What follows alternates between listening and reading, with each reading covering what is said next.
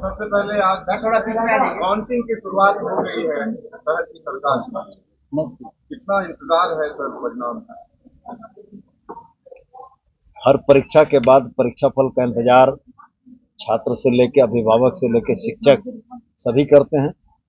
राजनीतिक चुनाव है, जो प्रत्याशी हैं वो, उनके समर्थक, उनके परिजन भी इंतजार करेंगे, राजनीतिक दल भी इंतजार कर रहे हैं और हमें उम्मीद है कि 12 बजे के आसपास स्पष्ट रुझान आने लगेंगे।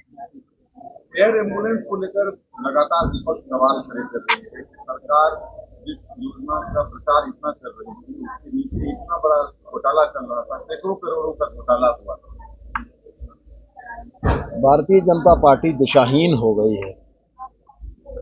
आदरणीय नेता प्रतिपक्ष ने कहा कि पिछले 1 वर्ष में 12 लोगों को इसका लाभ मिला। सत्यता क्या है मुझको नहीं मालूम, मैं उनके बयान को कोट कर रहा हूं। समाचार पत्र यह कह रहे हैं कि जिस दिन ये दुर्घटना हुई उस दिन वो सुबह में एक पेशेंट को लेकर सब्सिडी योजना के तहत दिल्ली से लौटा था। पत्रकारों के अन्वेषण का विषय है, आप अन्वेषित करें इस बात को कि कितनी सब्सिडी के तहत उड़ानें हुई, कितना पैसा दिया गया।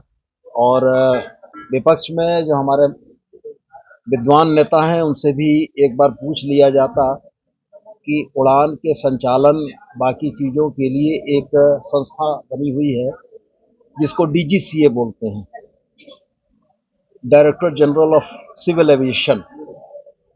ये director general of civil aviation DGCA किसके अधीन काम करती है? राज्य सरकार के अधीन काम करती है, केंद्र सरकार के अधीन काम करती है, या एक स्वायत्त संस्था है? तो वायुयानों के उड़ान के परिचालन की अनुमति प्रदान करने का काम डीजीसीए के पास है। डीजीसीए के प्रमाणन के सर्टिफिकेट के उपरांत ही राज्य सरकार ने उसको एम्बुलेंस की सेवा के लिए रजिस्टर किया है।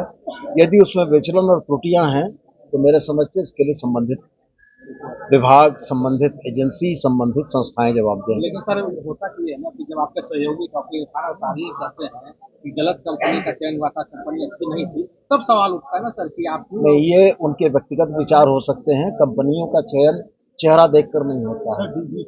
मेरी बात पूरी हो जाने दीजिए। कंपनियों का चयन कोई चेहरा देखकर नहीं होता है। उनके द्वारा जो उपलब्ध दस्तावेज होते हैं उन दस्तावेजों के अध्ययन के बाद कंपनियों का चयन होता है।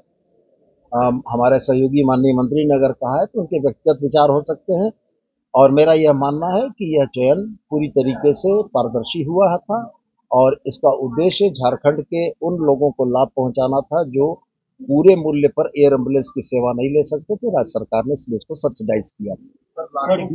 कंपनी को बैन कर दिया, तो अब यहाँ के लोगों को कैसे ये सुविधा का लाभ मिलेगा, सब्सिडी कैसे मिलेगी?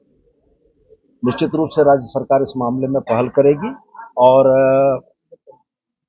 बैन होने के बाद शेष अवधि के लिए कोई निविदा प्रकाशित होगी, कोई एक्सप्रेशन ऑफ इंटरेस्ट किया जाएगा और देश की जो बेहतर सेवा प्रदाता कंपनियां हैं उन कंपनियों को बुलाकर इस सेवा को चालू रखने का प्रयास करेंगे।